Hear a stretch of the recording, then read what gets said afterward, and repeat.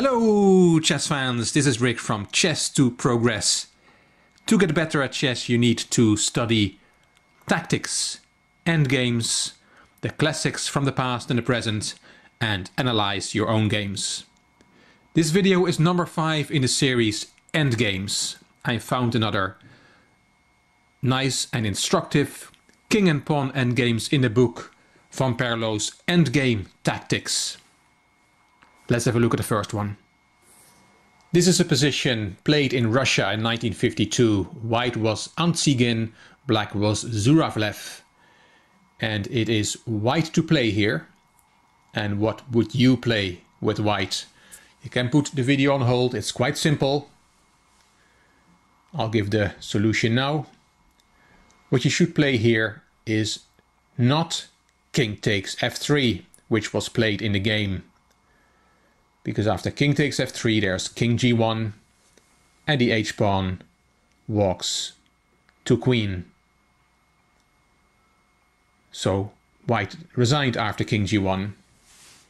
What you should play is not take the pawn, not be materialistic, but play king f2, and that gives you half a point. Because after king h1, king f1, h2, king f2, black is still mated, even though he has 2 extra pawns. The game is a draw. As Van Perlo writes in his book, white probably did not sleep much that night. This is an important motive to remember, as it happens regularly in games, and especially in such a far endgame position, it's very likely that you'll have very little time on the clock, so it's important to know this motive. Let's look at another game where this motive plays a role. This is from the 1929 Karlsbad tournament, a top level tournament. White was Kolle, black was the great Grunfeld, and we know Grunfeld from the Grunfeld defense. In this game he had to defend an endgame and he did not see how he could make a draw here, and Grunfeld resigned. But he threw away half a point.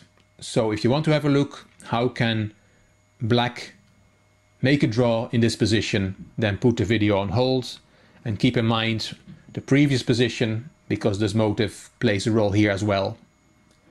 I'll give the solution now. What Grunfeld should have played is king d3. That's the only move that makes sense.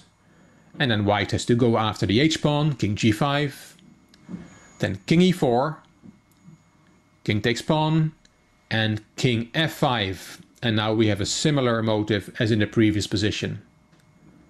White is not able to get his king out of the way of the pawn.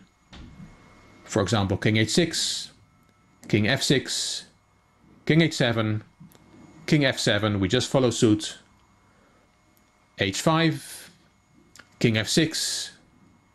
You can now not go to g8, because then there is king g5 making a draw, winning the pawn. So h6, king f7, king h8, king f8, h7 and king f7, and white is still mated. Grunfeld did not see it and threw away half a point. So again, an important motive to remember. It occurs quite regularly in games. Let's look at the final position, which has a different motive, but also very instructive, I think. This position is from a correspondence game, so a game played by post by snail mail. It's from 1877. White was Lermet, black was Johnston, and here white played king d2, but after c4 he resigned. Why did he resign? Well, let's look at a few variations. Let's first make the most silly move, king d1 back, then there is c3, and the white king has to let go of the c2 pawn, so that wins for black. You can try c3 yourself with white, but then king b3, and you might want to think you have opposition, but you're pushed too far back. let's have a look. King d1, and then king takes pawn, and you might say, I have the opposition, I have a draw here, but you are too far back, you're already on the bottom rank, and this is a win for black.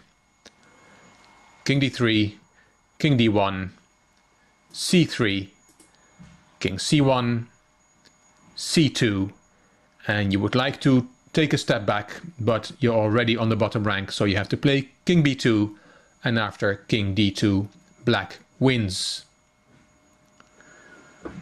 Let's make one last attempt after c4. We can try c3, king b3, and then we can try king c1. That doesn't work either. King takes c3, king d1, king b2, and the c-pawn goes to queen. So white was right to resign this game, as it is lost after king d2 and then c4. But how could white have saved the game? If you want to have a look, put the video on hold and I'll give the solution now. What white should have played is c4, and that gives him a draw. It's a forced variation after c4. Black has nothing better than go after the pawn, king c3, king c1, king takes pawn, and now it's important that you can go to the second rank, king c2, and now the opposition gives you a draw, as the white king is on the second row now. The variations are very simple. You have to keep the opposition, so king b4, king b2, c4, black has to start pushing the pawn, king c2, c3, and now it's very important that you go to the right square. You have to go to c1 to get a draw. Other moves lose.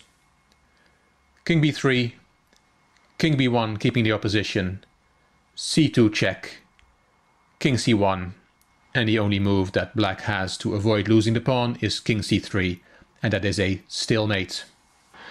So not so great from Mr. Lermet that he didn't see the saving move c4 in a correspondence game, even though it was 1877 and obviously the endgame theory was not as far developed as it is now. Quite an instructive example, something that may occur in your own games. Hope you enjoyed these 3 examples and that they will be of use for you in your own games. If you liked the video, please give it a thumbs up, please subscribe to the Chess to Progress channel, please leave your comments, and also I would like you to share the video on YouTube if you like the video.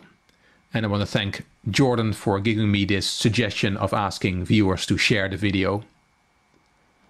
This is Rick from Chess to Progress. Thank you very much for watching.